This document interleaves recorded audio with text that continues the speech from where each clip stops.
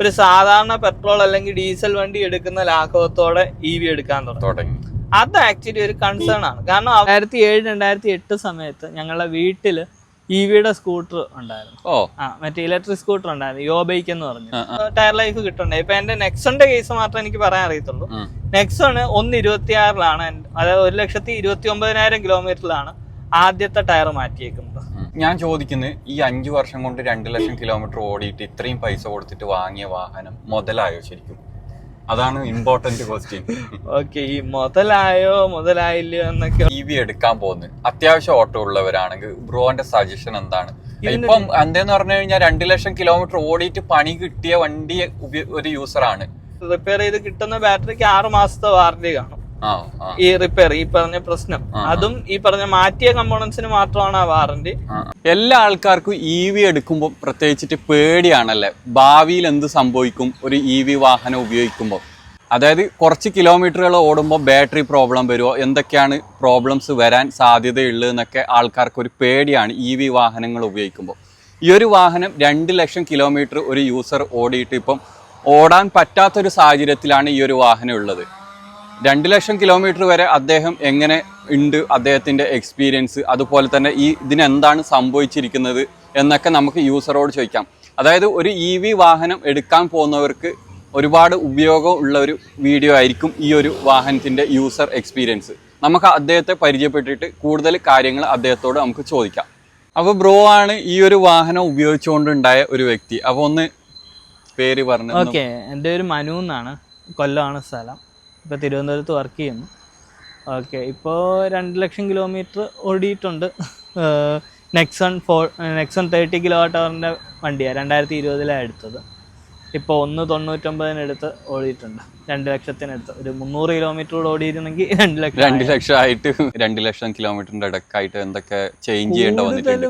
Okay, expense എന്ന് ചോദിച്ചാൽ കൂടുതലും സർവീസ് എക്സ്പെൻസും ചാർജിങ്ങിൻ്റെയും വന്നിട്ടുള്ളൂ. വേറെ വലുതായിട്ടുള്ള എക്സ്പെൻസ് ഒന്നും കയ്യിൽ നിന്ന് ഇറങ്ങിയിട്ടില്ല. പിന്നെ മാറിയിട്ടുള്ള സാധനങ്ങൾ ചോദിക്കുകയാണെങ്കിൽ ഇതിനകത്തുള്ള ഓൺ ബോർഡ് ചാർജർ മാറിയിട്ടുണ്ട്. ഇതിൽ നിന്ന് CCS2 പോർട്ടിലേക്കുള്ള കേബിൾ, ആ ഒരു സെറ്റ് മൊത്തത്തിൽ മാറിയിട്ടുണ്ടായിരുന്നു. പിന്നെ ടെലിമാറ്റിക് യൂണിറ്റ് മാറിയിട്ടുണ്ട്. ഇതൊക്കെ വാറണ്ടിയിൽ, ഇതെല്ലാം വാറണ്ടി തന്നെ. ഇൻസ്ട്രുമെന്റ് ക്ലസ്റ്റർ മാറിയിട്ടുണ്ട്. ഇത്രയൊക്കെ ഉള്ളൂ. അതായത് കയ്യിൽ നിന്ന് ക്യാഷ് ഇറങ്ങുന്ന രീതിയിലൊന്നും വലിയതായിട്ടില്ല. കയ്യിൽ നിന്ന് ക്യാഷ് ഇറങ്ങുന്ന രീതിയിൽ വലുതായിട്ടൊന്നും മാറിയിട്ടില്ല.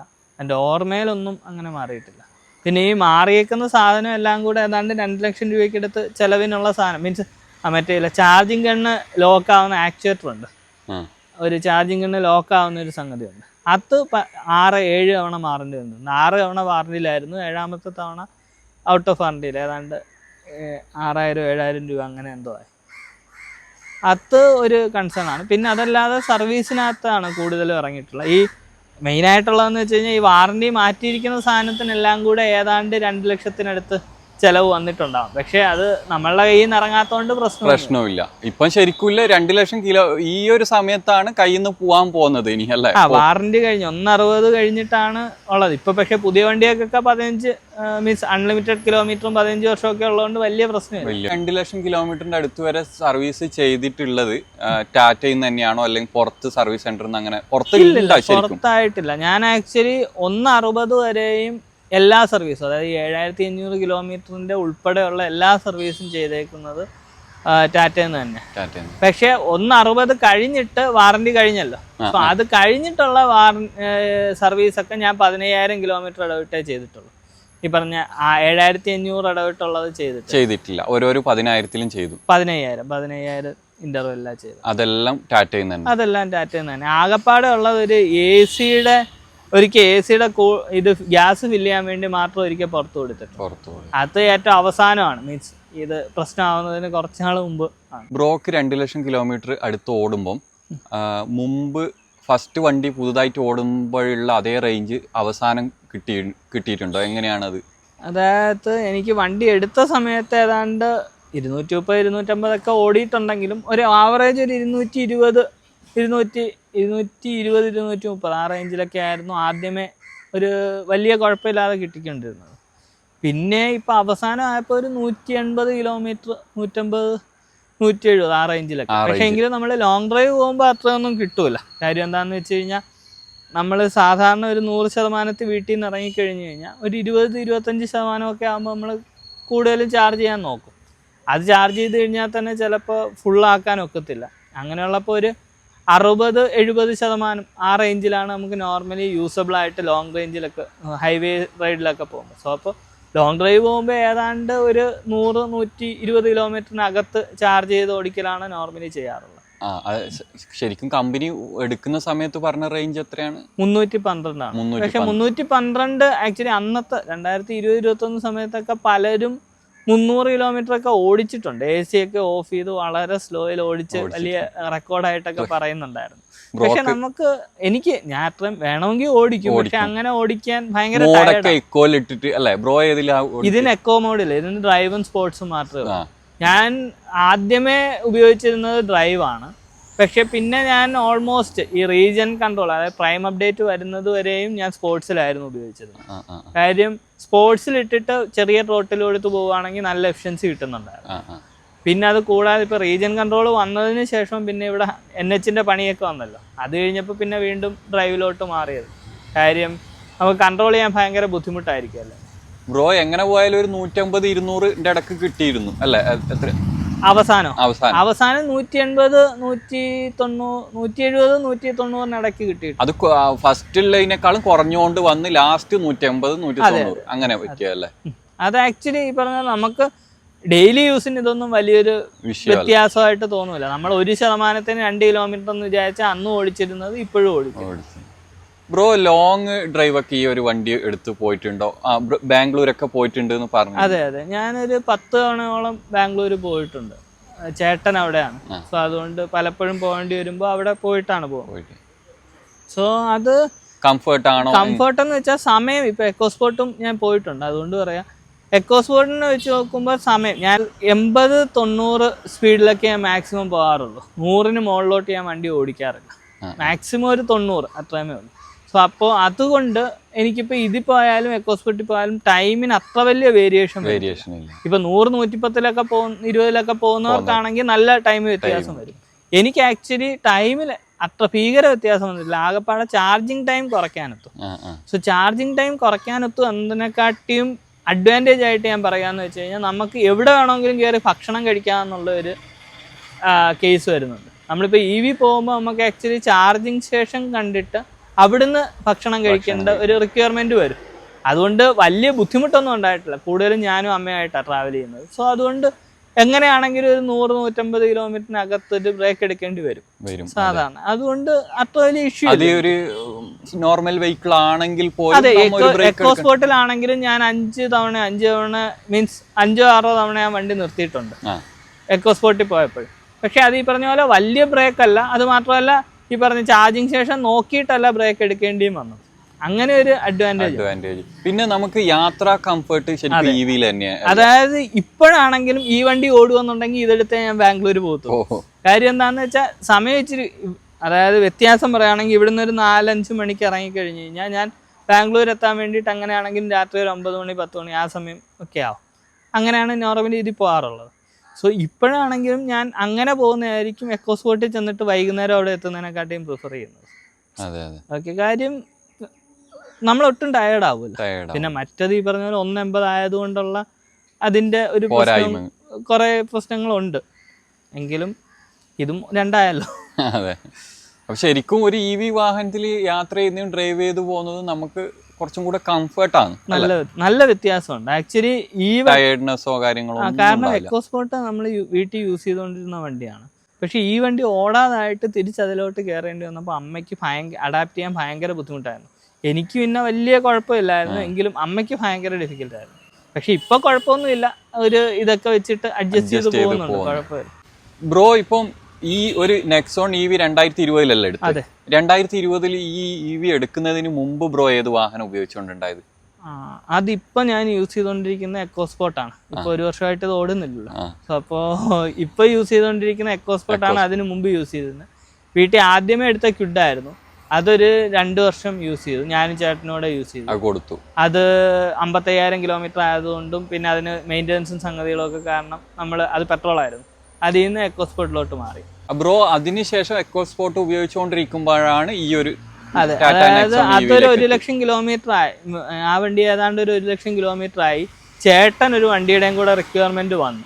അപ്പൊ 2 വണ്ടിയുടെ റിക്വയർമെന്റ് വന്നപ്പോൾ നമ്മള് നെക്സോൺ ആയിരുന്നു, മീൻസ് അപ്പോൾ ഞാൻ ഓക്കെ ഇത് പറയുന്ന ആക്ച്വലി ഇച്ചിരി കോമഡിയാണ് എങ്കിലും അന്ന് ഞാൻ എടുക്കാൻ ഉദ്ദേശിച്ചിരുന്ന വണ്ടി ഫോർഡിന്റെ ഫിഗോ ആണ്. ഞാൻ ഇത് വേറെ ഒരിടത്തും പറഞ്ഞിട്ടില്ലാന്ന് തോന്നുന്നു. അന്ന് ഞാൻ ആക്ച്വലി എടുക്കാൻ വരുന്ന വണ്ടി ഒരു 7-8 ലക്ഷം വരുന്ന ഫോർഡ് ഫിഗോ ആയിരുന്നു. പക്ഷേ അല്ലെങ്കിൽ ടിയാഗോ, ഈ 2 വണ്ടിയായിരുന്നു അന്ന്. ഇ വി അല്ലായിരുന്നു. പക്ഷെ ഇ വി ആയിട്ട് അന്ന് എടുക്കാൻ പാകത്തിന് ഈ സാധനം മാത്രമേ ഉണ്ടായിരുന്നു എന്നുള്ളത് കൊണ്ടാണ് ഇതിലോട്ട് വന്നത്. അതായത് ഏതാണ്ട് ഇനിഷ്യൽ ഇൻവെസ്റ്റ്മെന്റിൽ ഏതാണ്ട് 8 ലക്ഷം രൂപയ്ക്ക് എടുത്ത് ഞാൻ ഇതിനകത്ത് എക്സ്ട്രാ ഇൻവെസ്റ്റ് ചെയ്തിട്ടുണ്ടെന്ന് പറയാം. പക്ഷെ എങ്കിലും അത് കണക്ക് കൂട്ടി നോക്കിയാലും വലിയ മോശമില്ല എന്ന് ഞാൻ പറയത്തുള്ളൂ. കാരണം ഈ പറഞ്ഞ കംഫർട്ടും സംഗതികളും ഒന്നും വേറെ ഒരിടത്തും കിട്ടൂല. ശരിക്കും ഇ വി അന്ന് തന്നെ ചിന്തിച്ചു തുടങ്ങി അല്ലേ? അതെ, അതായത് 2007-2008 സമയത്ത് ഞങ്ങളുടെ വീട്ടില് ഇ വിയുടെ സ്കൂട്ടർ ഉണ്ടായിരുന്നു. മറ്റേ ഇലക്ട്രിക് സ്കൂട്ടർ ഉണ്ടായിരുന്നു, യോ ബൈക്ക് എന്ന് പറഞ്ഞു. ഞാനും ചേട്ടനും യൂസ് ചെയ്തിട്ടുണ്ട്. അന്ന് മുതൽ ഉപയോഗിച്ച് എക്സ്പീരിയൻസ് ഉണ്ട്. അന്ന് മറ്റേ 25 കിലോമീറ്റർ സ്പീഡ് ഓടുന്ന അതിപ്പോഴും ഉണ്ട്. ഹെൽമെറ്റ് ഇടാണ്ട് കുട്ടികളെല്ലാം എടുത്തു പോകുന്നത്. അപ്പൊ ആ സാധനം യൂസ് ചെയ്തിട്ടുണ്ടായിരുന്നു. ഒരു 5 വർഷം യൂസ് ചെയ്തു. അത് കഴിഞ്ഞ് ബാറ്ററി മാറ്റിയിട്ട് പിന്നെ ഓടുന്നില്ലായിരുന്നു. സോ അപ്പൊ അത് ബാറ്ററി മാറ്റിയിട്ട് ഏതാണ്ട് 1 വർഷം ഓടിയുള്ളൂ. അത് കഴിഞ്ഞ് പിന്നെ കട്ടപ്പുറത്ത് വീട്ടിന്റെ ഫ്രണ്ടിൽ ഇങ്ങനെ വെച്ചിട്ടുണ്ട്. അപ്പൊ ഒരു എക്സ്പീരിയൻസ് ഉണ്ടായിരുന്നു. അച്ഛനും അമ്മയ്ക്കും ഒക്കെ ഭയങ്കര സപ്പോർട്ടായിരുന്നു. അച്ഛൻ ആക്ച്വലി ഇലക്ട്രോണിക്സ് ഭയങ്കര താല്പര്യമുള്ള ഒരുപാട് കാര്യങ്ങളൊക്കെ ചെയ്യുന്ന കൂട്ടത്തിലാണ്. അതുകൊണ്ട് പണ്ടേ അച്ഛൻ ഇപ്പൊ മരിച്ചുപോയി. ആക്ച്വലി അച്ഛൻ KRIയിലായിരുന്നു വർക്ക് ചെയ്തത്, തൃശ്ശൂർ പീച്ചിലായിരുന്നു. സോ വീട്ടിൽ നിന്ന് അച്ഛനും ചേട്ടനും അമ്മയും എല്ലാവരും സപ്പോർട്ടായിരുന്നു ഇവിയിലോട്ട് മാറാൻ. ഈ ഒരു വണ്ടി ഓൾറെഡി വർക്കിംഗ് അല്ല, അതുകൊണ്ട് ബ്രോന്റെ എക്കോ സ്പോർട്ട് ഒന്ന് ഡ്രൈവ് പോയി നമുക്ക് കൂടുതൽ കാര്യങ്ങൾ സംസാരിക്കാം. അതായത് കുറെ കാര്യങ്ങൾ ഇനി പറയാനുണ്ട്. ബാറ്ററിനെ കുറിച്ചിട്ട് എന്തൊക്കെയാണ് കംപ്ലൈന്റ് വന്നിട്ടില്ല, അങ്ങനെയുള്ള കുറെ കാര്യങ്ങൾ ഇനി സംസാരിക്കാനുണ്ട്. നമുക്കൊരു ഡ്രൈവ് പോവാം മറ്റു വണ്ടിയിൽ. ഓക്കെ, എന്റെ വണ്ടിയുടെ ബാറ്ററി ഏതാണ്ട് 85,000 കിലോമീറ്ററിനടുത്ത് ആയപ്പോൾ മാറ്റേണ്ടി വന്നിട്ടുണ്ടായിരുന്നു. അത് ഞാൻ ഡീറ്റെയിൽ ആയിട്ട് എഴുതിയിട്ടുണ്ട്. ഒരു 11%-12%-ത്തിലൊക്കെ ലിംബ് മോഡും ഹൈ വോൾട്ടേജ് എററും ഒക്കെ വന്നത് കണ്ടിട്ട് ഞാൻ മാറ്റിയിട്ടുണ്ടായിരുന്നു. ആദ്യമേ ഒരു തവണ വന്നു, ഞാൻ സർവീസ് സെന്ററിൽ കൊണ്ടുവന്ന് കൊടുത്തു. അവര് പ്രശ്നമൊന്നും ഇല്ല എന്ന് പറഞ്ഞ് തിരിച്ചു തന്നു. അത് കഴിഞ്ഞ് 2ാമത്തെ പ്രാവശ്യം കൊടുത്തപ്പോൾ ആണ് അവര് ഒരു 3-4 ദിവസം കൊണ്ട് മാറ്റി. ഞാനിവിടെ സ്ഥലത്തില്ലായിരുന്നു. സോ അതുകൊണ്ട് എന്നെ അത് വലിയ രീതിയിൽ ബാധിച്ചില്ല. അത് ക്യാഷ് കൊടുത്തു മാറ്റിയത് അല്ല, അത് ക്യാഷ് കൊടുക്കാതെ. അത് 85,000 അല്ലേ, വിത്തിൻ വാറന്റി ആയിരുന്നു. ഒരു 2 വർഷം. എനിക്ക് തോന്നുന്നു നവംബർ 2022-ലാണെന്ന് തോന്നുന്നു. വാഹനത്തിന് എത്ര വർഷം? 8 വർഷമല്ലേ വാറന്റി? അല്ല, ഞാൻ വണ്ടി എടുത്തത് 2020-ലാണ്. 2020 ഒക്ടോബറിലാണ് വണ്ടി എടുക്കുന്നത്. അത് കഴിഞ്ഞ് ബാറ്ററി മാറ്റുന്ന സിറ്റുവേഷൻ വരുന്നത് 2022 നവംബറിലാണ്. 22 നവംബറിൽ. അപ്പം ഇത് എത്രയാണ് ശരിക്കും വാറന്റി പറയുന്നത്? വാറന്റി പറയുന്ന 1.6 ലക്ഷം കിലോമീറ്റർ, അതല്ല എന്നുണ്ടെങ്കിൽ 8 വർഷം. 8 വർഷം. ഇപ്പൊ അത് നേരെ ഇരട്ടിയാക്കിയല്ലേ? 15 വർഷം. ഇപ്പൊ ഇരട്ടിയല്ല, ബട്ട് സ്റ്റിൽ 15 വർഷത്തിലോട്ട് മാറ്റിയിട്ടുണ്ട്. എന്നാലും ബെറ്റർ ആണ് കുറച്ചും കൂടെ. ഇപ്പൊ 15 വർഷം ആക്ച്വലി ലൈഫ് ടൈം വാറന്റി. ഇപ്പൊ 1.6 ലക്ഷം കിലോമീറ്റർ വെച്ച് നോക്കുവാണെങ്കിലും ഈ 1.6 ലക്ഷം കിലോമീറ്റർ വണ്ടി ഉപയോഗിക്കുന്ന ആൾക്കാരുടെ എണ്ണം ആക്ച്വലി വളരെ കുറവാണ്. അത്ര ഉപയോഗിക്കില്ല. സാധാരണ എനിക്കറിയാവുന്ന ആരും ഈ പറഞ്ഞ പോലെ 1.5, ചില ആൾക്കാർ ഇപ്പൊ എന്റെ കേസിൽ എന്റെ ഇപ്പൊ ഈ വണ്ടിയാണെങ്കിൽ തന്നെ 1.80 ഓടിയിട്ടുള്ള. ഓക്കെ, ഈ വണ്ടിയുടെ കിലോമീറ്റർ കുറയാൻ കാര്യവും ബേസിക്കലി ഈ EV വന്നതുകൊണ്ടാണ്. അല്ലെങ്കിൽ ഇതും ചിലപ്പോ 2 ഓടിച്ചുകൊണ്ടിരിക്കുന്ന ഈ എക്കോ സ്പോർട്ട്. പക്ഷേ സാധാരണ ഒരാളിനെ സംബന്ധിച്ച് ഒരു 10-15 വർഷം ഹോൾഡ് ചെയ്യാനാണെന്നുണ്ടെങ്കിൽ ലൈഫ് ടൈം വാറന്റി യൂസ്ഫുൾ ആയിരിക്കും. അതല്ലെങ്കിൽ ലൈഫ് ടൈം വാറന്റിക്കകത്ത് അത്ര വലിയൊരു ഇത് പറയേണ്ട കാര്യമില്ല. അത്രയധികം യൂസ് കേസ് വരുന്നില്ല. ശരിക്കും ബ്രോ ഇപ്പം 2 ലക്ഷം കിലോമീറ്റർ ടാറ്റ നെക്സോൺ EV ഓടി അല്ലേ? പിന്നെ എത്ര വർഷം കൊണ്ട് ഓടിയത്? ഞാൻ ഒരു 4.5 വർഷം. 4.5 വർഷം. 5 വർഷത്തിനകത്ത്. 5 വർഷത്തിന്റെ അകത്ത് ഞാൻ ചോദിക്കുന്നത്, ഈ 5 വർഷം കൊണ്ട് 2 ലക്ഷം കിലോമീറ്റർ ഓടിയിട്ട് ഇത്രയും പൈസ കൊടുത്തിട്ട് വാങ്ങിയ വാഹനം മുതലായോ ശരിക്കും? അതാണ് ഇമ്പോർട്ടന്റ് ക്വസ്റ്റ്യൻ. ഓക്കെ, ഈ മുതലായില്ലയോ എന്നൊക്കെയുള്ള ചോദ്യം. ഓൺ റോഡ് പ്രൈസ് അതിന് എത്ര വരും? അതായത് 16.56 ആയിരുന്നു ഓൺ റോഡ് പ്രൈസ് എന്റെ അന്ന് എടുക്കുമ്പോ 2020. പക്ഷെ ആക്ച്വലി പ്രശ്നം എന്താണെന്ന്, ഇത് ലാഭവും നഷ്ടവും എന്ന് പറയുന്ന സാധനം, മുതലായോ എന്ന് പറയുന്നത് നമ്മൾ വേറെ ഒരു സംഗതി വെച്ച് കമ്പയർ ചെയ്യുമ്പോഴാണ് ഈ മുതലായോ ഇല്ലയോ എന്നുള്ള ഒരു ചോദ്യം വരുന്നത്. സോ നമുക്ക് ഇപ്പൊ ഞാൻ ഒരു പെട്രോൾ വണ്ടിയായിട്ട് ആലോചിക്കുകയാണ്. ഇപ്പൊ ഒരു പെട്രോളിന്റെ ഡീസൽ അതല്ലെങ്കിൽ പെട്രോളിന്റെ നെക്സോൺ പുതിയതായിട്ട് ഞാൻ എടുക്കുകയാണെങ്കിൽ അതുമായിട്ട് കമ്പയർ ചെയ്ത് നോക്കുകയാണെന്നുണ്ടെങ്കിൽ എനിക്ക് ഭയങ്കര ലാഭമായിരിക്കും. മേ ബി ഒരു 15 ലക്ഷം രൂപ എനിക്ക് ലാഭം കിട്ടിയിട്ടുണ്ട്. എണ്ണ അടിച്ചത് മാത്രം കൂട്ടുമ്പോൾ തന്നെ ഏതാണ്ട് 15. കാരണം അത് അതിന്റെ എത്ര പെർ കിലോമീറ്റർ കോസ്റ്റ് വെച്ചിട്ടിരിക്കും. പക്ഷെ എന്തായാലും ഒരു 10-20 ലക്ഷം രൂപയ്ക്ക് എടുത്ത് എന്തായാലും ലാഭം ഉണ്ടായിട്ടുണ്ടാവും. ഏറ്റവും 2 ലക്ഷം കിലോമീറ്റർ ഓടിയപ്പോ. പക്ഷേ ഇപ്പൊ ഈ വണ്ടി എന്റെ എക്കോസ്പോർട്ട് ഞാൻ ഓൾറെഡി യൂസ് ചെയ്യുന്ന വണ്ടിയാണ്. പക്ഷെ എക്കോസ്പോർട്ടിനെ വെച്ച് കമ്പയർ ചെയ്ത് നോക്കുകയാണെങ്കിൽ അത്രയും വലിയ ലാഭമൊന്നും കാണത്തില്ല. മേ ബി ഒരു 6-8 ലക്ഷം രൂപയുടെ ലാഭമൊക്കെ കാണത്തുള്ളൂ. ഓക്കെ, അതിനകത്ത് തന്നെ കുറച്ച് ലാഭം ഈ പറയുന്ന റീസെയിൽ വാല്യൂം കൂടെ കൺസിഡർ ചെയ്യുമ്പോൾ ഒരു 3-4 ലക്ഷം രൂപ കുറയ്ക്കാം. ബട്ട് സ്റ്റിൽ ബേസിക്കലി ലാഭം നഷ്ടവും നമ്മൾ എന്തുമായിട്ട് കമ്പയർ ചെയ്യുന്നു എന്നുള്ളതിനെ ഭയങ്കര റിലേറ്റ് ചെയ്തിരിക്കുന്ന സാധനം. നമുക്കത് ജനറലൈസ് ചെയ്ത് പറയാനൊക്കെ. ബ്രോ ഇപ്പൊ നെക്സോൺ EV ബ്രോന്റെ ഇപ്പം 2 ലക്ഷം കിലോമീറ്റർ ഓടി, രണ്ടാമത്തെ തവണ ബാറ്ററിക്ക് പ്രോബ്ലം വന്നിട്ട് അവിടെ കയറ്റി ഇട്ടിരിക്കുകയാണ് അല്ലെ? ഇപ്പൊ ഞാൻ ഓടാൻ പറ്റാതെ ഇട്ടിരിക്കുകയാണ്. അപ്പം അത് ശരിയാക്കി കമ്പനി തന്നെ തരുന്നതാണോ അല്ലെങ്കിൽ ബ്രോന്റെ കയ്യിൽ നിന്ന് പണം മുടക്കിയിട്ട് രണ്ടാമത് ഇപ്പൊ മെയിൻ കംപ്ലൈന്റ് എന്താണെന്ന് പറഞ്ഞത്? അത് ഇപ്പൊ ഓടാൻ പറ്റാത്ത സാഹചര്യം, അതായത് ഓടാനൊക്കാത്ത സാഹചര്യം എന്ന് വെച്ച് കഴിഞ്ഞാൽ എന്റെ വണ്ടിയിലെ ഹൈ വോൾട്ടേജ് ക്രിട്ടിക്കൽ അലേർട്ട് കത്തി കിടക്കുന്നുണ്ടായിരുന്നു. നമ്മൾ സർവീസ് സെന്ററിൽ കൊണ്ട് 2024 അത് സർവീസ് സെന്ററിൽ കൊണ്ടുവന്ന് കാണിച്ചപ്പോ അവര് ഐസൊലേഷൻ കുറവാണെന്ന് പറഞ്ഞു. സോ ഐസൊലേഷൻ കുറവാണെന്ന് പറഞ്ഞപ്പോ ഓക്കെ, നമ്മൾ എന്താ കാര്യം എന്നുള്ള ഡീറ്റെയിൽസും എല്ലാം റിട്ടേൺ ആയിട്ട് മെയിൽ വഴി വാങ്ങിച്ചു. അപ്പോ അവര് പറഞ്ഞത് അവരപ്പോഴും സ്റ്റേൺ ആയിട്ട് പറയുന്ന വെള്ളം കയറിയിട്ടുണ്ടെന്ന്. ശരി, ഓക്കെ, അങ്ങനെയാണെന്നുണ്ടെങ്കിൽ അത് ഇപ്പൊ എന്താ ചെയ്യാനൊക്കാന്ന് വെച്ചാൽ ബാറ്ററി റിപ്പയർ ചെയ്യാൻ അയക്കണ്ട, ഇപ്പൊ എന്താ നിങ്ങക്ക് ചെയ്തു തരാനൊക്കുന്ന ആ രീതിയിൽ ചെയ്തിട്ട് തിരിച്ചു തരാൻ പറഞ്ഞു. അത് കഴിഞ്ഞ ഒരു വണ്ടി വന്നപ്പോ വണ്ടിക്ക് വാണിംഗ് ഒന്നും ഇല്ലായിരുന്നു. സോ ഞാൻ നോർമലായിട്ട് യൂസ് ചെയ്തു. പക്ഷെ ബാറ്ററിക്കകത്ത് വെള്ളം കയറി എന്നുള്ളത് കൊണ്ട് കൺസ്യൂമർ കോർട്ടിൽ കംപ്ലൈന്റ് കൊടുത്തിട്ടുണ്ടായിരുന്നു. അതിപ്പോഴും പ്രൊസീഡിങ്ങില്ല, അതൊന്നും ക്ലിയർ ആയിട്ടില്ല. അത് ഫുള്ളും കഴിഞ്ഞിട്ട് അതിനെക്കുറിച്ച് കൂടുതൽ ഡിസ്കസ് ചെയ്യാം. സോ ആ ഇഷ്യൂ പിന്നെ അത് കഴിഞ്ഞ് 2025 വീണ്ടും വന്നു. സോ 2025 വീണ്ടും വന്നപ്പോഴാണ് പിന്നെ വണ്ടി ഓടാനൊക്കാത്ത ഒരു സ്ഥിതിയിലേക്ക് പോയത്. കാരണം അവര് പറഞ്ഞത് അത് ബാറ്ററി റിപ്പയർ സെന്ററിൽ തന്നെ കൊണ്ടുപോയി എന്താണെന്ന് അറിയാനൊക്കത്തേ ഉള്ളൂ എന്നുള്ള രീതിയിലാണ് പറഞ്ഞത്. അത് കഴിഞ്ഞ് ഈ വർഷം തുടക്കത്തിൽ ആക്ച്വലി അത് അയക്കുകയും ചെയ്തു. പക്ഷെ അയച്ചു കഴിഞ്ഞിട്ട് ഞാൻ അയച്ചതിന്റെ മെയിൻ കാര്യം റിപ്പയർ ചെയ്യുക എന്നതിനെക്കാട്ടിയും ഉപരി എങ്ങനെ വെള്ളം കയറി എന്നുള്ളതായിരുന്നു. കാരണം ഞാൻ വെള്ളത്തിൽ കൂടെ ഒന്നും ഓടിച്ചിട്ടില്ല, വെള്ളം മുക്കിയോ അങ്ങനെ ഒന്നും വണ്ടി ഉപയോഗിച്ചിട്ടില്ല. കമ്പനി പറയുന്നതൊന്നും നിങ്ങൾ പറയുന്നത് വെള്ളത്തിൽ ഓടിച്ചിട്ടില്ല. അല്ല, അവരും എന്റെ അടുത്ത് ആക്ച്വലി നമ്മൾ ഓടിച്ചു എന്നുള്ള രീതിയിൽ അവര് പറഞ്ഞിട്ടില്ല. അവര് വെള്ളം കയറാനുള്ള സാധ്യതകൾ എന്താണെന്ന് മാത്രമേ പറഞ്ഞിട്ടുള്ളൂ. അതല്ലാതെ നമ്മൾ വെള്ളത്തിൽ കൂടെ ഓടിച്ചെന്ന് അവരും ഒരിടത്തും സ്റ്റേറ്റ് ചെയ്ത് പറഞ്ഞിട്ടില്ല. ഓക്കെ, സോ അതുകൊണ്ട് എക്സാക്ട്ലി എന്താ അവസ്ഥ എന്ന് പറയാനൊക്കത്തില്ല.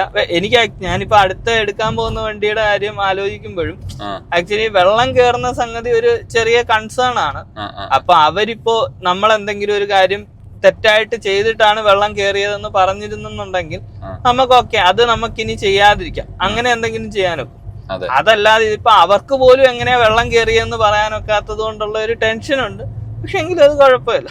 ബ്രോ ഇപ്പം കമ്പനീന്റെ ഭാഗത്തുനിന്നില്ല പിന്നെ ഈ വാറന്റിയും കാര്യങ്ങളെല്ലാം ഓൾറെഡി ബാറ്ററിക്കുള്ള കഴിഞ്ഞു അല്ലേ? അതെ, ആദ്യമേ അതായത് 2024 ഈ ഇഷ്യൂ കണ്ടത് 165-നാണ്. അതായത് 160 വരെയാണ് വാറന്റി. അത് കഴിഞ്ഞിട്ട് ഒരു 5000 കിലോമീറ്ററൂടെ കഴിഞ്ഞപ്പോഴാണ് ഈ ഇഷ്യൂ ഫസ്റ്റ് കണ്ടത്.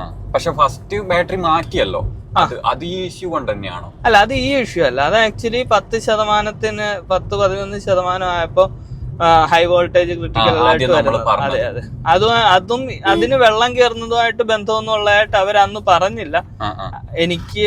ഈ രണ്ടാമത് മാറ്റി തന്ന ബാറ്ററി നല്ല ബാറ്ററി തന്നെയാണോ, പെർഫെക്റ്റ് ആണോ, മാനുഫാക്ചറിങ് കാര്യങ്ങളെല്ലാം നോക്കിയിരുന്നോ നിങ്ങൾ? കുഴപ്പമൊന്നുമില്ല. അത് ആക്ച്വലി റീഫർബിഷ്ഡ് ബാറ്ററിയാണ്, പുതിയ ബാറ്ററി ഒന്നും അല്ല കിട്ടിയത്. അത് എന്റെ അത് ഞാൻ അതിനകത്ത് എഴുതിയ സമയത്ത് അത് പറഞ്ഞിട്ടുണ്ട്. 95% എങ്ങാണ്ട്, 95 94% എങ്ങാണ്ട് SOH ഉള്ളപ്പോഴാണ് എന്റെ ആദ്യത്തെ ബാറ്ററി മാറ്റുന്നത്. 85,000 കിലോമീറ്റർ കഴിഞ്ഞു. ആ സമയത്ത് മാറ്റി തിരിച്ചു കിട്ടിയ ബാറ്ററിയുടെ SOH 95%, 1% കൂടുതലായിരുന്നു. പക്ഷെ ഇയർ വെച്ച് നോക്കുവാണെങ്കിൽ എന്റെ വണ്ടിയുടെ ബാറ്ററി മാനുഫാക്ചർ ചെയ്തതെന്ന് ഒരു 2-3 മാസം കഴിഞ്ഞിട്ട് മാനുഫാക്ചർ ചെയ്ത ബാറ്ററിയാണ്. പക്ഷെ എങ്കിലും SOH ഓക്കെ ആണെന്നുള്ളത് കൊണ്ട് ഞാൻ പിന്നെ അതിനകത്തൊന്നും നോക്കിയില്ല. ഓക്കെ, പക്ഷെ പ്രശ്നം എന്താണെന്ന് വെച്ചാൽ ഈ രണ്ടാമത് കിട്ടിയ ബാറ്ററിയുടെ സീലിംഗും സംഗതികളും ഒക്കെ പ്രോപ്പർ ആണോ എന്നുള്ളത് ഒരു കൺസേൺ ഉണ്ട്. കാരണം ഇതെന്താ വെള്ളം കയറിയെന്ന് ആർക്കും ഇപ്പൊ ഒന്നും പറയാനൊക്കാത്ത അവസ്ഥയല്ല. മാത്രമല്ല ബ്രോ, ഇപ്പം 1 വർഷത്തിന്റെ ഇടക്ക് പുതിയ രണ്ടാമത് ബാറ്ററി മാറ്റിയിട്ട് 1 വർഷത്തിന്റെ ഇടക്ക് ആദ്യ പ്രോബ്ലം വന്നല്ലോ അല്ലെ, 1.5 വർഷം കഴിയുമ്പോ. 1.5 വർഷം, അതെ അതെ. 2022 നവംബറിൽ എങ്ങാണ്ടാണ് ഇത് ബാറ്ററി മാറ്റിയത്. 2022. അത് കഴിഞ്ഞ് 24 മിഡ് ആയപ്പോഴത്തേക്കും പ്രശ്നം വന്നു. വാറണ്ടി പീരീഡ് കഴിയുകയും ചെയ്തു. വാറണ്ടി കഴിയുകയും ചെയ്തു. അപ്പൊ ഇപ്പൊ കമ്പനിന്റെ ഭാഗത്തുനിന്ന് പറയുന്നത് പിന്നെ ശരിക്കും പറഞ്ഞാൽ നിങ്ങൾ തന്നെ പൈസ മുടക്കിയിട്ട് ബാറ്ററി മാറ്റണം, അതാണോ കമ്പനിയുടെ സ്റ്റാൻഡ്? ആക്ച്വലി അവര് പറഞ്ഞത് ഈ പറഞ്ഞ പോലെ ബാറ്ററി റിപ്പയർ സെന്ററിൽ അയച്ചിട്ട് അതിന്റെ പൈസ കൊടുക്കണം എന്നുള്ള രീതിയിൽ അവരന്ന് പറഞ്ഞു. ഞാൻ പിന്നെ അതിനെ കുറിച്ച് അധികം അന്വേഷിക്കാൻ പോയില്ല. പക്ഷെ എമൗണ്ടിന് അന്ന് ആക്ച്വലി എനിക്ക് ക്ലാരിറ്റി വേണ്ടിയിരുന്ന ഇതിന് എന്തുമാത്രം ചെലവ് വരുമോ എന്നുള്ളതായിരുന്നു. അപ്പൊ അതിനൊരു ക്ലാരിറ്റി കിട്ടിയിട്ടുണ്ട്. അതായത് ഇപ്പോ ഒരു സെല്ല്, അതായത് ഒരു സെല്ലായിട്ടല്ല, ഇത് മൊഡ്യൂൾസ് ആയിട്ടാണ് ഇതിനകത്തിരിക്കുന്നത്. സോ ബാറ്ററി റിപ്പയറിന് സെന്ററിൽ കൊണ്ടുപോവുകയാണെങ്കിലും മൊഡ്യൂൾ ആയിട്ടായിരിക്കും അവർ നോർമലി മാറ്റുന്നത്. സോ മൊഡ്യൂളായിട്ട് മാറ്റുമ്പോൾ ഉള്ള ഒരു ചെറിയ സംഗതി, ഒരു മൊഡ്യൂളിന് 35,000 തൊട്ട് 50,000 രൂപ വരെ പണ്ടത്തെ, അതായത് എന്റെ 2022 സമയത്തൊക്കെ ഇറങ്ങിയ 30 kWh ബാറ്ററി പാക്കുള്ള നെക്സൺ വരുന്നത്. സോ അത് ഒരു ഫിക്സഡ് കോസ്റ്റ് ആണ്. അത് എത്ര മൊഡ്യൂള് പോയി എത്ര മൊഡ്യൂള് മാറ്റണം എന്നൊക്കെ അനുസരിച്ച് ഒരു 35,000 to 50,000 രൂപ ഒരു മൊഡ്യൂളിനാവും. അത് കൂടാതെ ട്രാൻസ്പോർട്ടേഷൻ, പിന്നെ ഇൻസ്പെക്ഷൻ, അതുപോലത്തെ ചെലവുകളെല്ലാം കൂടെ കൂട്ടുമ്പോൾ ഏതാണ്ട് ഒരു 40-50 രൂപയ്ക്കടുത്ത് അതിനും പോകും. സോ അതുകൊണ്ട് ഇപ്പൊ ഒരു മൊഡ്യൂള് നിങ്ങൾക്ക് മാറ്റണമെന്നുണ്ടെങ്കിൽ എല്ലാം കൂടെ ചേർത്ത് ഒരു 1,00,000 രൂപയ്ക്ക് അകത്ത് നിൽക്കും. പിന്നെ മാറി കിട്ടുന്ന ബാറ്ററി, റിപ്പയർ ചെയ്ത് കിട്ടുന്ന ബാറ്ററിക്ക് 6 മാസത്തെ വാറണ്ടി കാണും. ഈ റിപ്പയർ, ഈ പറഞ്ഞ പ്രശ്നം, അതും ഈ പറഞ്ഞ മാറ്റിയ കമ്പോണൻസിന് മാത്രമാണ് ആ വാറണ്ടി. വേറെ എന്തിനെങ്കിലും പ്രശ്നം വന്നു കഴിഞ്ഞു കഴിഞ്ഞാൽ വാലിഡ് ആയിരിക്കില്ല. ശരിക്കും ഒരു മൊഡ്യൂളും മാറ്റിയാൽ മതിയോ ബ്രോക്ക്? ഇപ്പൊ എന്റെ കേസിനകത്ത് വെള്ളം കയറി എന്ന് പറഞ്ഞത് കൊണ്ട് അത് മൊത്തം മാറ്റാം. മീൻസ് ഏതാണ്ട് പുതിയ ബാറ്ററിയുടെ കോസ്റ്റ് ആവും. പുതിയ ബാറ്ററിക്ക് എത്ര കോസ്റ്റ് വരും? ഏതാണ്ട് 6.2 ലക്ഷം രൂപയാവും. നെക്സോൺ ആ ഒരു മോഡലിലുള്ള ബാറ്ററിക്ക് 2025 ഉള്ള പ്രൈസ് വെച്ചിട്ട്, 2026 തുടക്കത്തിലുള്ള പ്രൈസ് വെച്ചിട്ട് 6.2 ലക്ഷം രൂപയ്ക്ക് എടുത്തു വേണം. അതൊരു വലിയൊരു ഹ്യൂജ് എമൗണ്ട് തന്നെയാണ് അല്ലേ? ആക്ച്വലി എന്റെ ഒരു പോയിന്റ് ഓഫ് വ്യൂ എന്ന് വെച്ച് കഴിഞ്ഞു കഴിഞ്ഞാൽ, വണ്ടി ഓടുമെന്നുണ്ടെങ്കിൽ അല്ലെങ്കിൽ നമുക്ക് ബാറ്ററി പാക്കിനകത്ത് ട്രസ്റ്റ് ഉണ്ടെന്നുണ്ടെങ്കിൽ ഇത്രയും പൈസ എടുത്താലും ചിലപ്പോൾ വലിയ പ്രശ്നം കാണത്തില്ല. പക്ഷെ നമ്മളുടെ ഒരു 5 വർഷം കിട്ടുവാണെങ്കിൽ, ഒരു 10 വർഷം കിട്ടുകയാണെങ്കിൽ, വർഷമല്ല ഈ കിലോമീറ്റർ. അതായത് നമുക്ക് ഈ പറഞ്ഞ നമ്മൾ ഇതിന്റെ കോസ്റ്റും എല്ലാം കമ്പ്യൂട്ട് ചെയ്യുന്നത് എപ്പോഴും പെർ കിലോമീറ്റർ കോസ്റ്റ് വെച്ചിട്ടാ. അതല്ല നമുക്ക് ഒരിക്കലും ഈ പറഞ്ഞ വർഷം വെച്ചിട്ട് പറയാനൊക്കെ 5 വർഷം അതെ, വെറുതെ ഓടാത്ത ആൾക്കാർക്കും വർഷം വെച്ച് കമ്പ്യൂട്ട് ചെയ്യുന്നത് അത്ര കറക്റ്റ് ആയിരിക്കത്തില്ല. EV വെഹിക്കിളിന് പ്രത്യേകിച്ചിട്ട് അല്ലേ? EV എല്ലാ വണ്ടിയാണെങ്കിൽ ഞാൻ വർഷം വെച്ച് കമ്പയർ ചെയ്യുന്നത് വലിയ മീനിങ് ഉണ്ടെന്ന് എനിക്ക് തോന്നിയിട്ടില്ല. അത് ഓരോരുത്തരുടെ ഉപയോഗം, 100% കറക്റ്റ് ആണ്. അത് ഓരോരുത്തരുടെ ഉപയോഗം കഴിഞ്ഞെങ്കിൽ പിന്നെ വർഷം വെച്ചിട്ട് കാര്യമില്ലല്ലോ. അതെ അതെ.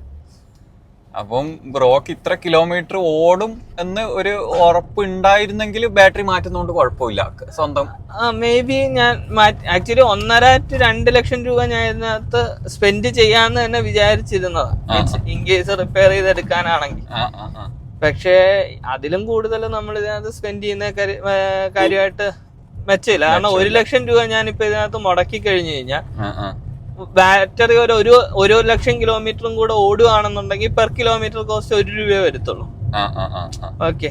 പക്ഷെ ഈ പറഞ്ഞ 6 ലക്ഷം രൂപ ഞാൻ മുടക്കിയിട്ട് അതും 1 ലക്ഷം കിലോമീറ്ററേ ഓടുന്നുള്ളൂ എന്നുണ്ടെങ്കിൽ പെർ കിലോമീറ്റർ കോസ്റ്റ് 6 രൂപ. അതിന് 1 കിലോമീറ്ററിന് 6 രൂപ എന്തായാലും പിന്നെ ഇതിന്റെ ചെലവ് മാത്രമായിട്ട് ഇതിന്റെ ചെലവായിട്ട് തന്നെ എക്സ്ട്രാ വരും. സോ അതുകൊണ്ട് അത് ചിലപ്പം പെട്രോൾ വെഹിക്കിൾ ഓടുന്നതിന്റെ അതേ ഒരു എക്സ്പെൻസ് അതിനെക്കാട്ടിയും കൂടുതലായിട്ട് വരും. ഇപ്പൊ എനിക്ക് ആക്ച്വലി എക്കണോമി നോക്കുകയാണെന്നുണ്ടെങ്കിൽ മേ ബി ലോങ് ഡ്രൈവ്സിന് ഇതായിരിക്കും കൂടുതൽ എക്കണോമി. കാര്യം ഞാനിപ്പോ ബാംഗ്ലൂർ പോവുകയാണെന്നുണ്ടെങ്കിൽ എനിക്ക് 25-ന് മുകളിൽ മൈലേജ് ഇതിനകത്ത് എക്കോസ്പോർട്ട് ഡീസൽ ഞാൻ EV ഓടിക്കുന്ന പോലെയൊക്കെ ഓടിച്ചു പോവുകയാണെന്നുണ്ടെങ്കിൽ കിട്ടും. പക്ഷെ ഉള്ള പ്രശ്നം എന്താണെന്ന് വെച്ച് കഴിഞ്ഞാൽ EV-യിലെ കംഫർട്ട് നമുക്ക് കിട്ടൂല. ഇപ്പൊ തന്നെ ഇതിന്റെ സ്റ്റിയറിംഗ് റാക്കിന് ഒരു പ്രശ്നമായിട്ട് ഇരിക്കുക. അതായത് ഞാൻ കഴിഞ്ഞ ഒരു വർഷമായിട്ട് ഇപ്പൊ ഈ വണ്ടിയാണ് യൂസ് ചെയ്യുന്നത്. ഈ ഒരു 30,000 കിലോമീറ്ററിനടുത്താണ് ഞാൻ ഓടിയത് ഈ ഒരു വർഷം കൊണ്ട്. അത് ആക്ച്വലി യൂസേജ് കുറച്ചിട്ടാണ്. കാര്യം എന്താന്ന് വെച്ച് കഴിഞ്ഞാൽ EV ആയിരുന്നെങ്കിൽ കുറെ കൂടെ യൂസേജും സംഗതികളും വരുമായിരുന്നു. പക്ഷെ ഇത് നമുക്ക് പലയിടത്തും റെസ്ട്രിക്ട് ചെയ്യേണ്ടി വന്നിട്ടുണ്ട്. സോ എന്നിട്ട് പോലും ഈ പറഞ്ഞ പോലെ അതിന്റെ മെയിൻ്റനൻസിന് ഏതാണ്ട് ഇപ്പൊ തന്നെ 50,000 രൂപയ്ക്ക് 50 അല്ല അതിൽ കൂടുതൽ നല്ല എമൗണ്ട് ഇതിന്റെ മെയിൻ്റനൻസിന് പോയിട്ടുണ്ട് ഈ എക്കോസ്പോർട്ടിന്. പക്ഷെ അതൊരു കാര്യമുണ്ട്, ഇത് കുറെ നാളായിട്ട് അങ്ങനെ ഉപയോഗിക്കുന്നില്ലായിരുന്നു. ഈ നെക്സോൺ വന്നതിന് ശേഷം ചേട്ടന്റെ ചെറിയ യൂസേജും ഇത് ആക്ച്വലി 3 വർഷം കൊണ്ട് ഏതാണ്ട് 1 ലക്ഷം കിലോമീറ്റർ കവർ ചെയ്ത വണ്ടിയാണ്. 2017 ഇറങ്ങിയിട്ട് 20 വരെ. അത് കഴിഞ്ഞ് പിന്നെ കുറവ് യൂസേജ് ഉള്ളായിരുന്നു. ചേട്ടന് ബാംഗ്ലൂരിലുള്ള യൂസേജ് കുറവായിരുന്നു. അത് കഴിഞ്ഞ് പിന്നെ ഇവിടെ വന്നിട്ടും വലിയ യൂസേജ് ഇല്ലായിരുന്നു. ഇപ്പൊ ഇത് ഈ EV സൈഡിലായതിനു ശേഷമാണ് ഇതിന് കാര്യമായിട്ട് യൂസേജ് വന്ന് തുടങ്ങി. അതുകൊണ്ടുള്ള കുറെ റിപ്പയർ ഒക്കെയാണ്. എങ്കിലും നല്ലൊരു എമൗണ്ട് കയ്യിൽ നിന്ന് ഇറങ്ങിയിട്ടുണ്ട്. EV-നെ അപേക്ഷിച്ച് നോക്കുമ്പോ അപ്പോഴാണ് നമുക്ക് EV-ക്ക് മെയിൻ്റനൻസ് ഇല്ലല്ലോ എന്നുള്ള ഒരു തോന്നൽ വരുന്നത്. ബ്രോ, ഇപ്പോ ഒരാള് EV എടുക്കാൻ പോകുന്നു, അത്യാവശ്യം ഓട്ടോ ഉള്ളവരാണെങ്കിൽ ബ്രോന്റെ സജഷൻ എന്താണ്?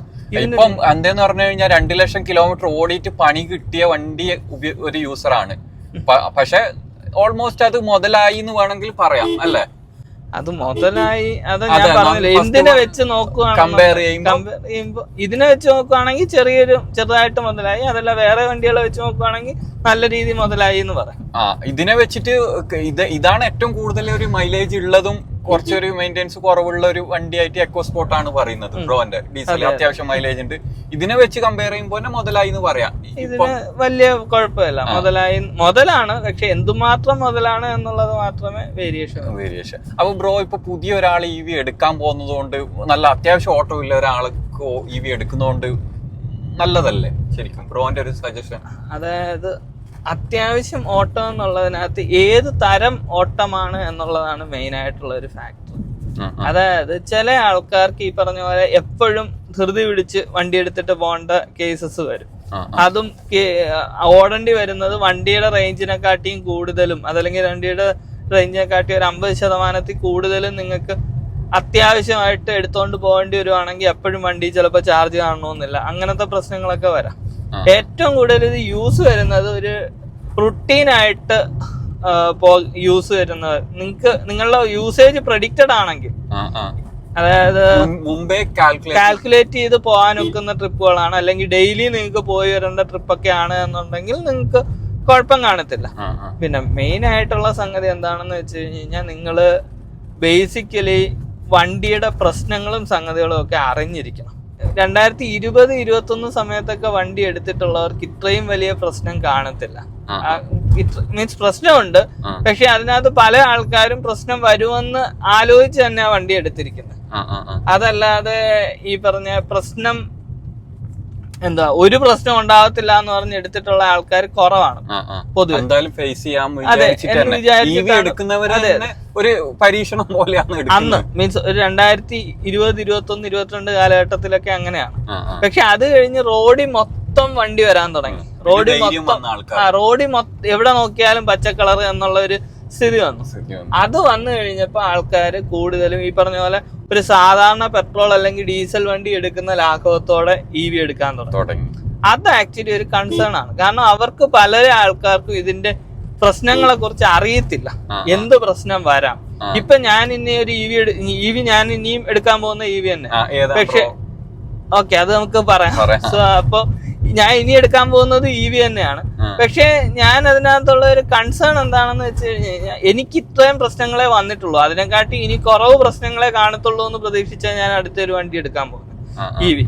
പക്ഷേ അത് ബ്രോ ഒരു മിനിറ്റ് ബ്രോ, അത് ബ്രോ ഇനി മുമ്പ് EV ഉപയോഗിച്ചതിനേക്കാളും കുറവ് പ്രശ്നങ്ങളെ ഇനി പുതിയ വണ്ടിക്ക് വരാൻ സാധ്യതയുള്ളൂ എന്ന് വിചാരിച്ചിട്ടാണ് ബ്രോ എടുക്കുന്നത്. അതെ. പക്ഷെ എനിക്ക് തോന്നുന്നത് ഇനിയിപ്പം പണ്ട് 2020, 2021, 2022 കാലഘട്ടത്തിൽ EV ഉപയോഗിച്ചതിനേക്കാളും ബാറ്ററി കാര്യങ്ങളൊക്കെ ബെറ്റർ ആയി വന്ന് അതുകൊണ്ടാണോ ബ്രോ അങ്ങനെ തിങ്ക് ചെയ്യുന്നത്? അതായത് ഈ ഏതൊരു ടെക്നോളജി ആണെങ്കിലും ഇവോൾവ് ചെയ്താണല്ലോ വരുന്നത്, ഒറ്റയടിക്ക് എല്ലാം കൂടെ ശരിയായി വരൂല. സോ അപ്പോ ഇതിലെ പ്രശ്നങ്ങളും സംഗതികളും ഒക്കെ കണ്ട് ഓരോ പ്രശ്നങ്ങൾക്കും പരിഹാരമായിട്ട് ഇപ്പൊ നെക്സോണിന്റെ കേസ് ആണെങ്കിൽ തന്നെ അന്ന് നമ്മൾ ഇഷ്യൂസ് പറഞ്ഞ പല ഇഷ്യൂസും അവർ പരിഹരിച്ചിട്ടുണ്ട്. മീൻസ് എല്ലാം പരിഹരിച്ചിട്ടില്ല, ഒരുപാട് കാര്യങ്ങൾ ഇപ്പോഴും പരിഹരിക്കാൻ കിടപ്പുണ്ടില്ലെന്ന് ഞാൻ പറയുന്നില്ല. പക്ഷെ എങ്കിലും കുറെ അധികം സാധനങ്ങൾ അവർ ഇംപ്രൂവൈസ് ചെയ്തിട്ടുണ്ട്, അതിന് സൊല്യൂഷൻസ് കൊണ്ടുവന്നിട്ടുണ്ട്, നന്നായിട്ടുണ്ട്. സോ ആ രീതിയിൽ ഇനിയും ആ ഒരു എവല്യൂഷന്റെ ഭാഗമായിട്ട് ഇനിയും ബെറ്ററായി വരും എന്നാണ് വിചാരിക്കുന്നത്. ഈ പറഞ്ഞ പോലെ ഈ ഐസ് വണ്ടിയും ഡീസൽ വണ്ടിയൊക്കെ വഴി പുക കണ്ട് നിൽക്കുന്ന ഒരു കേസ് സംഗതികളൊക്കെ പണ്ട് കേട്ടിട്ടുണ്ട്. മീൻസ് എന്റെ സമയത്തല്ല, അതിനു മുമ്പ് ഇങ്ങനെ പറഞ്ഞു കേട്ടിട്ടുണ്ട്. ഈ പറഞ്ഞ പോലെ പോകുമ്പോ മീൻസ് കുന്നു കയറുവാണെന്നുണ്ടെങ്കിൽ വെള്ളം ഒഴിക്കേണ്ടി വരും എന്നൊക്കെ പറഞ്ഞ് കേട്ടിട്ടുണ്ട്. സോ അങ്ങനെ ഒരു സിറ്റുവേഷനിൽ നിന്ന് ഇപ്പൊ വണ്ടി എടുത്തിട്ട് ഒരു വണ്ടിയെ കുറിച്ച് ഒന്നും അറിയാത്ത ഒരാൾക്കും എവിടെ വേണമെങ്കിലും എടുത്തോണ്ട് പോകാൻ ഒക്കുന്ന ഒരു സിറ്റുവേഷൻ വന്നിട്ടുണ്ട്. അതായത് ഒരു മാറ്റങ്ങൾ വന്നോണ്ട്. സോ അങ്ങനെ ഒരു 10-100 വർഷം കൊണ്ട് ഇവോൾവ് ചെയ്ത് വന്നതാ ഇപ്പോഴത്തെ നമ്മുടെ പെട്രോൾ അല്ലെങ്കിൽ ഡീസൽ വണ്ടികൾ. ഇപ്പൊ ECVT എന്ന് പറഞ്ഞൊരു ടെക്നോളജി വന്നിട്ടുണ്ടല്ലോ, അതും വന്നിട്ട് വർഷം കുറെ ആയി. പക്ഷെ എങ്കിലും അത് അത്യാവശ്യം എഫിഷ്യന്റ് ആയിട്ടുള്ള ഒരു ടെക്നോളജി ആണെന്ന് എനിക്ക് തോന്നുന്നത്. ഓക്കെ, എന്തായാലും അതുപോലെ എവല്യൂഷൻസ് വന്നുകൊണ്ടിരിക്കും. അപ്പൊ നമ്മള് ടാറ്റ വെച്ച് നോക്കുകയാണെങ്കിൽ ഇത്ര വർഷമായില്ലേ, ഇപ്പൊ ഒരു 5-6 വർഷമായിട്ട് ഈ ഫീൽഡിലുണ്ട്. അതിനനുസരിച്ചുള്ള ഒരു ഗ്രോത്ത് ചേഞ്ച് അതിനകത്തുണ്ടോ എന്ന് ചോദിച്ചാൽ എനിക്ക് പറയാൻ അറിയില്ല. പക്ഷെ എങ്കിലും ചേഞ്ച് ഉണ്ട്. അപ്പം മുമ്പത്തെ അത്ര ഒരു പ്രശ്നം വരത്തില്ല എന്ന് പ്രതീക്ഷിക്കാം. എങ്കിലും പ്രശ്നങ്ങൾ ഇപ്പൊ ഉദാഹരണം പറയാണ്, മീൻസ് ഞാൻ ആക്ച്വലി പോസിറ്റീവ് പറയുന്നവരുടെ അടുത്ത് നെഗറ്റീവ് പറയുന്നവരുടെ അടുത്ത് പോസിറ്റീവ് സ്പെസിഫൈ ചെയ്യാറുണ്ട്. എന്റെ കാര്യം എന്താണെന്ന് വെച്ച് കഴിഞ്ഞാൽ പോസിറ്റീവ് മാത്രം കണ്ട് EVയോ ഏത് വണ്ടിയാണെങ്കിലും പോസിറ്റീവ് മാത്രം കണ്ട് എടുക്കാൻ പാടില്ല. അതേപോലെ നെഗറ്റീവ് മാത്രം കണ്ടിട്ട് ഒഴിവാക്കാനും പാടില്ല. നിങ്ങളുടെ ഉപയോഗത്തിന് യോജിക്കുമോ അല്ലേ, മീൻസ് എല്ലാവരെയും വെച്ച് ജനറലൈസ് ചെയ്ത് നമുക്ക് ഇതിനൊരു ഉത്തരം കൊടുക്കാൻ ഒക്കില്ല. ഞാൻ ആക്ച്വലി ഒരു ബയേഴ്സ് ഗൈഡ് എന്ന് പറഞ്ഞൊരു സാധനം എഴുതിയിട്ടിട്ടുണ്ട്. ഈ പറഞ്ഞ മീൻസ് ഒരു EV എടുക്കാൻ പോകുന്ന ആൾക്കാർ എന്തൊക്കെ ശ്രദ്ധിക്കണമെന്ന് പറഞ്ഞിട്ടുണ്ട്. ബുക്കല്ല, ഒരു ചെറിയൊരു ആർട്ടിക്കിൾ ആയിട്ട് ഒരു 10-15. അതൊക്കെ അത് ഇംഗ്ലീഷായി എഴുതിയിരിക്കുന്ന, ബട്ട് സ്റ്റിൽ അത് ഇപ്പൊ ഈ പറഞ്ഞ പോലെ ട്രാൻസ്ലേഷൻ സാധനങ്ങളൊക്കെ ഉള്ളതുകൊണ്ട് മലയാളത്തിൽ വായിക്കാൻ വലിയ ഞാൻ അത് ഇട്ടേക്കാം. ഓക്കെ, ലിങ്ക് ആയിട്ട് കമന്റ്സിൽ ലിങ്ക് ആയിട്ട് ഇടും. ഓക്കെ, അപ്പൊ അത് ആക്ച്വലി വലിയ മീൻസ് ബേസിക്കലി അതിനകത്ത് നിങ്ങൾ വണ്ടി വാങ്ങിക്കുന്നതിന് മുമ്പ് കുറെ അധികം കാര്യങ്ങൾ കൺസിഡർ ചെയ്യണം. ഒരു EV പെട്രോൾ അല്ലെങ്കിൽ ഡീസൽ വണ്ടി വാങ്ങിക്കുന്നത് പോലെ പെട്ടെന്ന് കയറി വാങ്ങിക്കാൻ വെക്കുന്ന സാധനമല്ല. അപ്പൊ ആ സംഗതികൾ കൺസിഡർ ചെയ്യുമ്പോൾ നിങ്ങൾക്ക് മനസ്സിലാവും ഇത് നിങ്ങൾക്ക് പറ്റിയ സാധനമാണോ അല്ലയോ എന്നുള്ളത്. അത് ഈ പറഞ്ഞ പോലെ ഇപ്പൊ എനിക്ക് പറയാനും പ്രശ്നമൊന്നും ഉണ്ടായിട്ടല്ല, പക്ഷെ എന്താ ഇഷ്യൂ എന്ന് വെച്ച് കഴിഞ്ഞാൽ പറയുമ്പോൾ ഒരുപാട് കാര്യങ്ങൾ മിസ്സായി പോകും. നമ്മൾ ഈ പറഞ്ഞ പോലെ നമ്മൾ സ്ക്രിപ്റ്റ് എഴുതി വെച്ച് ചെയ്യുന്ന സംഗതിയൊന്നും അല്ലാത്തത് കൊണ്ടുള്ള പ്രശ്നം. നമ്മൾ പറയുമ്പോൾ പല സംഗതികളും മിസ്സായി പോകും. അതല്ലെങ്കിൽ ഒരു പേപ്പർ നോക്കി വായിച്ചുകൊണ്ടിരിക്കണം. ഇനി എന്തെങ്കിലും ഡൗട്ട് ഉണ്ടെങ്കിൽ ആ വ്യൂവേഴ്സിന് വേണമെങ്കിൽ കമന്റ് ചെയ്യാം, ബ്രോ റിപ്ലൈ കൊടുക്കും, ഞാനും കൊടുക്കും. അത് കുഴപ്പമില്ലാത്ത കാര്യം. അതെ ബ്രോ, ഇപ്പം നിലവിൽ എക്കോസ്പോർട്ട് ആണ് ഉപയോഗിക്കുന്നത്.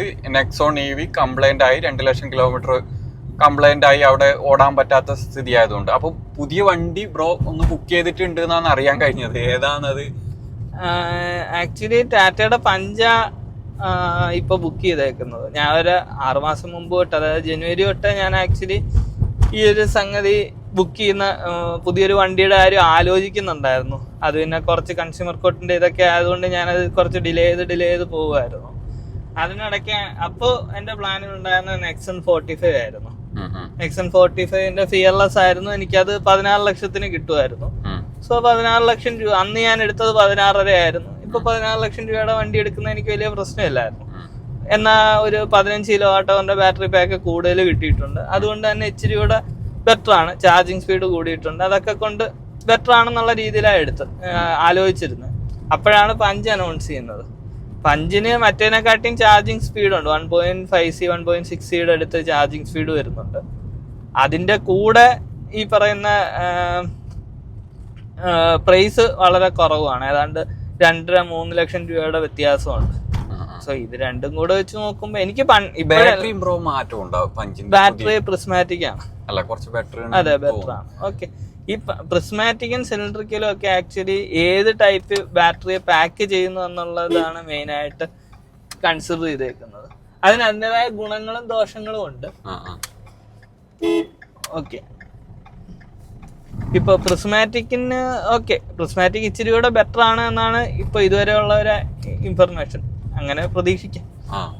അപ്പൊ ബ്രോ ഇപ്പം ഓൾറെഡി 2 ലക്ഷം കിലോമീറ്റർ ഓടിയിട്ട് EVക്ക് ഇങ്ങനെ ഒരു പണി കിട്ടി നിൽക്കുന്ന സാഹചര്യത്തിലും ടാറ്റയിൽ തന്നെ വിശ്വാസം അർപ്പിച്ചിട്ടും അതുപോലെ പിന്നെ EV തന്നെയാണ് ബെറ്റർ എന്ന് വിചാരിച്ചിട്ട് അങ്ങനെ അല്ല, EV ആണ് ബെറ്റർ എന്ന് വിചാരിച്ചിട്ട് തന്നെയാണ്, അക്കാര്യത്തിൽ ഡൗട്ടൊന്നുമില്ല.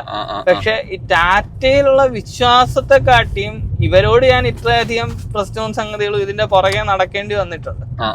അപ്പൊ ഇനിയിപ്പൊ വേറൊരു കമ്പനിയുടെ അടുത്ത് പോയി പ്രശ്നങ്ങൾ ഉണ്ടാക്കുന്നതിനെക്കാട്ടിയും നല്ലത് ഇവരുടെ ഇതിൽ തന്നെ നിൽക്കാന്ന് വിചാരിച്ചിട്ടുണ്ട്. ഒരു കാര്യം. രണ്ടാമത്തെ കാര്യം എന്ന് വെച്ചാൽ ആ വണ്ടിക്കകത്ത് ഇത്ര പ്രശ്നങ്ങളെ എനിക്ക് വന്നിട്ടുള്ളൂ. ഓക്കെ, സോ അതിനെക്കാട്ടിയും കൂടുതൽ ഇപ്പൊ പുതിയ വണ്ടിക്കകത്ത് വരുത്തില്ല എന്നുള്ള ഒരു പ്രതീക്ഷയുണ്ട്. പ്രതീക്ഷ മാത്രമാണ്, അറിയത്തില്ല എന്താവുമെന്ന്. ഓക്കെ, പിന്നെ വേറൊരു കാര്യം, മെയിൻ ആയിട്ടുള്ള കാര്യം പ്രൈസ് തന്നെയാണ്. ഈ പ്രൈസ് റേഞ്ച് വേറെ വണ്ടി ഇല്ല. അല്ല, ഈ പ്രൈസ് റേഞ്ച് വേറെ വണ്ടി ഇല്ല എടുക്കാൻ എനിക്ക്. ഇപ്പൊ ടാറ്റ പഞ്ച് ഒരു 13-13.5 ലക്ഷം രൂപയുടെ കേസിൽ ഞാൻ എംബോർഡാ ബുക്ക് ചെയ്തേക്കുന്നത്. സോ ഈ പ്രൈസ് റേഞ്ച് വേറൊരു വണ്ടി ഇല്ല. സോ ഇൻ കേസ് ഇപ്പോ മറ്റേ മഹേന്ദ്രയുടെ 3X അങ്ങനത്തെ കുറച്ച് കാര്യങ്ങളൊക്കെ പറഞ്ഞാലും അതൊന്നും ഈ പറഞ്ഞ പോലെ നമുക്ക് അത്രയും പ്രാക്ടിക്കൽ ആയിട്ട് കൺസിഡർ ചെയ്യാൻ ഒക്കുന്നില്ല. ബ്രോ, നമ്മളൊരു കാര്യം സംസാരിക്കാൻ വിട്ടുപോയി. ബ്രോ ഇപ്പൊ 2 ലക്ഷം കിലോമീറ്റർ വരെ ടാറ്റ നെക്സോൺ ഓടി. അത് ചാർജ് ചെയ്ത് മൊത്തം വീട്ടിൽ തന്നെയാണോ, അല്ലെങ്കിൽ പിന്നെ അത് വീട്ടിൽ കറണ്ട് ആണോ, അല്ലെങ്കിൽ സോളാർ ആണോ? കൂടുതലും വീട്ടിൽ നിന്ന് തന്നെയാണ് ചാർജ് ചെയ്തിട്ടുള്ളത്. ഈ 2 ലക്ഷം കിലോമീറ്റർ വരെ ഓടിയതിന്റെ ഓൾമോസ്റ്റ് ഫുൾ ഡീറ്റെയിൽസ് ഞാൻ ടേബിളായിട്ട് ഇട്ടിട്ടുണ്ട്. അത് ഞാൻ ഷെയർ ചെയ്തേക്കാം. സോ അപ്പോൾ ആ ഇതിനകത്ത് നോക്കുകയാണെന്നുണ്ടെങ്കിൽ ഓൾമോസ്റ്റ് കൂടുതലും സ്ലോ ചാർജ് തന്നെ വീട്ടിൽ നിന്ന് തന്നെയാണ് ചാർജ് ചെയ്തേക്കുന്നത്. പിന്നെ ലോങ് ഡ്രൈവ് പോകുമ്പോഴാണ് കൂടുതലും ഇപ്പൊ മൂന്നാറോ അതല്ലെങ്കിൽ ബാംഗ്ലൂർ ഒരു 10 തവണ ഞാൻ പോയി വന്നിട്ടുണ്ട്. അങ്ങനെ ലോങ് ഡ്രൈവ്സ് പോകുമ്പോഴാണ് കൂടുതലും ഫാസ്റ്റ് ചാർജ് ചെയ്യേണ്ട ഒരു റിക്വയർമെന്റ് വരുന്നത്. പക്ഷെ ഇതൊക്കെ കൂടെ കൂട്ടിയാലും പെർ കിലോമീറ്റർ കോസ്റ്റ് ഏതാണ്ട് 1.5 രൂപയ്ക്ക് താഴെയാണ് നിൽക്കുന്നത്. 1.3 1.4 ആ റേഞ്ചിൽ എന്തോ ആണ് നിൽക്കുന്നത്. സോ അതുകൊണ്ട് ഇപ്പൊ സ്ലോ ചാർജിങ് മാത്രമാണെങ്കിൽ ചിലപ്പോൾ 1 രൂപയ്ക്കും താഴെ തന്നെ. പിന്നെ സോളാറിന്റെ കാര്യം, സോളാർ എന്റെ വീട്ടിൽ സോളാർ വെച്ചിട്ടുണ്ട്. പക്ഷെ ഈ കാൽക്കുലേഷൻ ഒന്നും ഞാൻ സോളാർ കൺസിഡർ ചെയ്തിട്ടില്ല. സോളാർ ഏതാണ്ട് എനിക്ക് 2023 ഫെബ്രുവരിയിലോ കുറെ ഉപയോഗിച്ചതിന് ശേഷമാണ് വെച്ചേക്കുന്നത്. പക്ഷെ എങ്കിലും ഈ സോളാർ കാരണമുള്ള ബെനിഫിറ്റ് ഒന്നും ഞാൻ ഇത് കൂട്ടിയിട്ടില്ല. കാരണം സോളാറിന്റെ എമൗണ്ട് അത് റീപേ ചെയ്യണമല്ലോ. അത് കഴിഞ്ഞിട്ട് ഞാൻ ഇതിനകത്ത് കൺസിഡർ ചെയ്യാൻ ഉദ്ദേശിക്കുന്നുണ്ട്. ശരിക്കും സോളാർ ഒരു EV വാഹനം ഉള്ള ആൾക്ക് ലാഭമാണോ ബ്രോന്റെ? വീട്ടിലെ ഉപയോഗവും നിങ്ങളുടെ ഉപയോഗവും രണ്ടും കൺസിഡർ ചെയ്തിട്ട് ആലോചിക്കേണ്ട സംഗതിയാണ്. ചിലർക്ക്, അതായത് നിങ്ങളുടെ ഇനിഷ്യൽ ഇൻവെസ്റ്റ്മെന്റ് തിരിച്ചു പിടിക്കാൻ ഒക്കുമെന്നുണ്ടെങ്കിൽ എന്തുകൊണ്ടും ചെയ്യാം, പ്രശ്നമൊന്നുമില്ല. പക്ഷെ എല്ലാവർക്കും ചിലപ്പോൾ അതിന് പറ്റിക്കണമെന്നില്ല.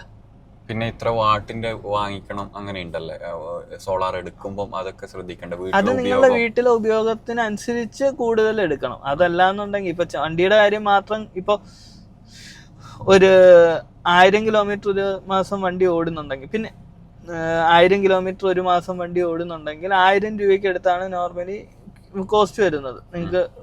ചാർജ് മീൻസ് ഇലക്ട്രിസിറ്റി ചാർജ് വരുന്നത് നിങ്ങൾ ഈവൻ സോളാർ ഒന്നും വെച്ചില്ലെങ്കിൽ. സോ അത്രയും ലാഭമാണ് നിങ്ങൾക്ക് ഒരു മാസം കിട്ടുക. ആ എമൗണ്ട് വെച്ച് കൂട്ടുമ്പോൾ നിങ്ങൾക്ക് സോളാർ ബെനിഫിറ്റ് ആവുന്നുണ്ടോ ഇല്ലയോ എന്നുള്ളത് കൺസിഡർ ചെയ്ത് നോക്കുക. അത് ഈ പറഞ്ഞ പോലെ നമുക്ക് ജനറിക്കായിട്ട് പറയാൻ നോക്കില്ല. ഓരോരുത്തരുടെ ഈ EV എടുക്കുന്ന കാര്യമാണെങ്കിലും സോളാർ വെക്കുന്ന കാര്യമാണെങ്കിലും ഇതെല്ലാം ഓരോ ആൾക്കാരുടെയും യൂസ് കേസിനെ ഡിപ്പെൻഡ് ചെയ്തിരിക്കുന്ന സംഗതിയാണ്. നമുക്ക് ജനറലൈസ് ചെയ്ത് പറഞ്ഞു കഴിഞ്ഞു കഴിഞ്ഞാൽ ചിലർക്കത് ഗുണമാവും, ചിലർക്കത് ദോഷമാവും.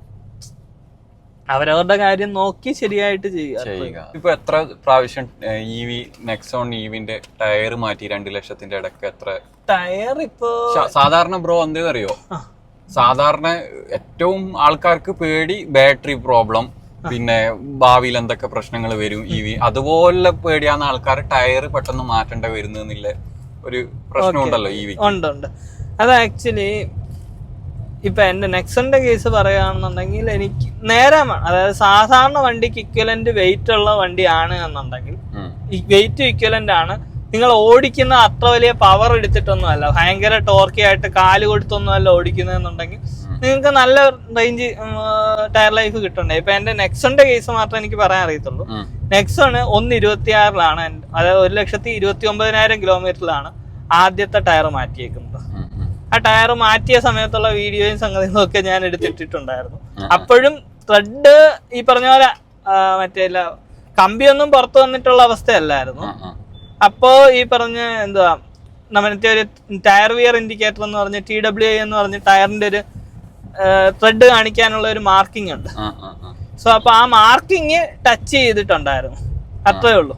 അപ്പോഴും ഒരു ടയർ പൊട്ടിക്കഴിഞ്ഞപ്പോഴാണ് ഞാൻ 4 കൂടെ ഒരുമിച്ച് മാറ്റിയത്.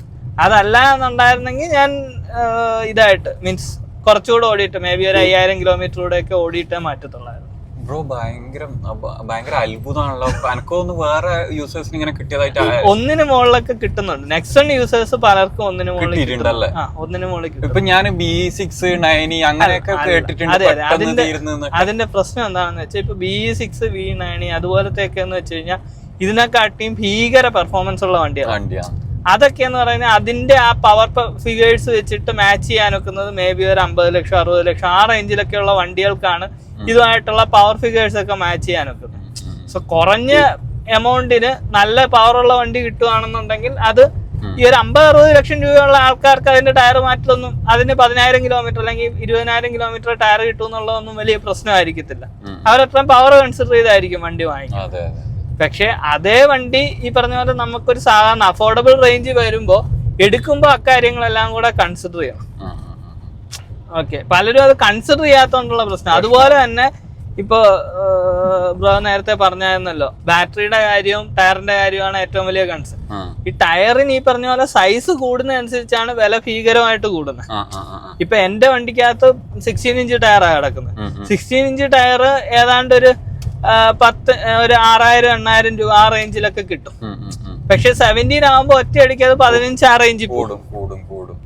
പക്ഷെ ഇതേപോലെ തന്നെ 15 ഇഞ്ചിന്റെ ടയർ ആണെന്നുണ്ടെങ്കിൽ ഏതാണ്ട് 5,000-6,000 രൂപ വരും. സോ അതുകൊണ്ട് 15ഉം 16ഉം തമ്മിലൊന്നും വലിയ വ്യത്യാസം വരത്തില്ല.